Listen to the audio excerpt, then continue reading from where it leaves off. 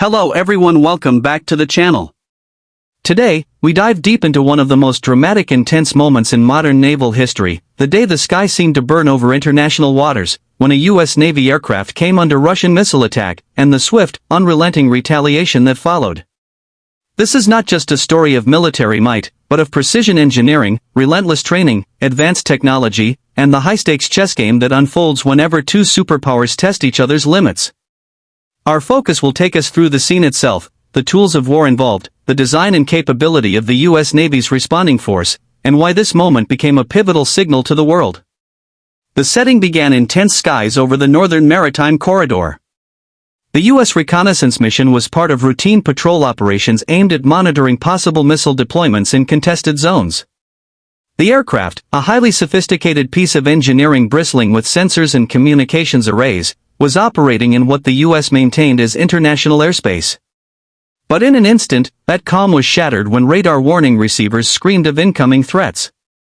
Russian anti-air missiles streaked toward the U.S. jet, forcing the crew to execute evasive maneuvers while dispatching urgent coded messages to the nearest naval strike group. The world would later learn that this was not a drill. When the U.S. Navy's retaliation came, it was in the form of a coordinated strike package centered on the F-35 Lightning II and supported by Arleigh Burke-class destroyers. Let's start with the exterior design of these assets, because their form is far from just cosmetic. The F-35, with its sharp, stealth-oriented profile, uses radar-absorbing materials and a heat-reducing exhaust design to minimize its infrared signature. The fuselage seems almost alien, angular, purposeful, and built for both speed and survivability. The Arleigh Burke destroyers are equally intimidating in silhouette, with clean lines that reduce radar cross-section, and a vertical launch system hidden in the deck like an arsenal lying in wait.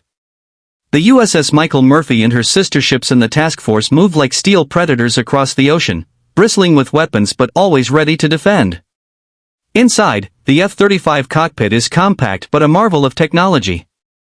A single large panoramic display replaces dozens of analog gauges, projecting everything from radar overlays to weapons status in an easily digestible format.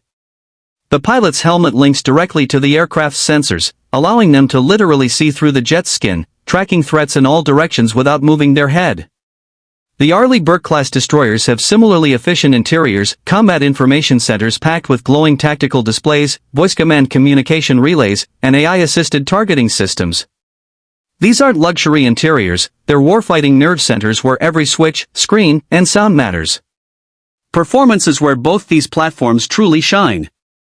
The F-35 can achieve supersonic speeds exceeding Mach 1.6, but more importantly, it can sustain high maneuverability at lower speeds, critical for dogfighting and evasion.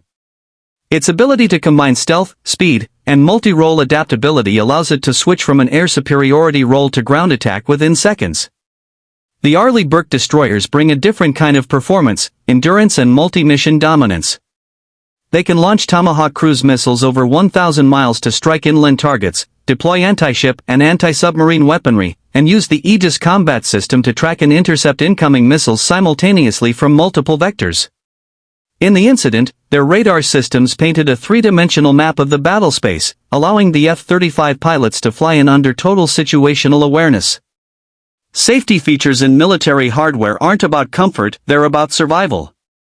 The F-35 integrates redundant systems for flight control, self-sealing fuel tanks, and an advanced electronic warfare suite that can jam, decoy, or misdirect incoming missiles. Its distributed aperture system gives 360-degree infrared coverage, automatically alerting the pilot to any threat and cueing countermeasures instantly. Onboard oxygen generation ensures the pilot can operate at high altitudes without dependency on stored oxygen tanks. The destroyers carry layered defense systems, Phalanx CIWS for close-in missile interception, SM-6 surface-to-air missiles for long-range defense, and electronic countermeasure suites to blind or mislead enemy targeting systems. This is not just defense, it's a fortress at sea. What makes these assets unique is the way they integrate into a single combat ecosystem. The F-35 sensor data is instantly transmitted to Naval Command, while the destroyers can feed targeting information back to the aircraft in real time. This fusion warfare capability means that an enemy missile battery detected by a destroyer's radar could be destroyed by an F-35 hundreds of miles away before it even becomes a threat. In the Retaliation operation, this integration allowed the U.S. Navy to launch a precision strike on the missile launch site that had targeted the reconnaissance jet. Within minutes, the Russian position was neutralized without even a return radar lock on the attacking U.S. forces.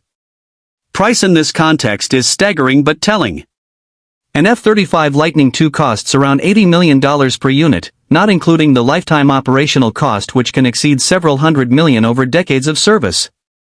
An Arleigh Burke-class destroyer comes in at about $1.80 to $2 billion, with annual operating costs in the tens of millions. Critics often question these figures, but for the U.S. Navy, moments like this one justify the investment. The ability to project power, protect crews, and deter future attacks is worth far more than the sticker price when geopolitical stability is on the line. In conclusion, the day the sky burned was a reminder of just how fragile and volatile modern military encounters can be. The U.S. Navy's swift, precise retaliation was not just about punishing an act of aggression, it was about sending a message that attacks on American personnel will be met with overwhelming force, coordinated seamlessly between air and sea. The combination of cutting-edge design, integrated technology, and well-trained crews turned a moment of vulnerability into a decisive display of power.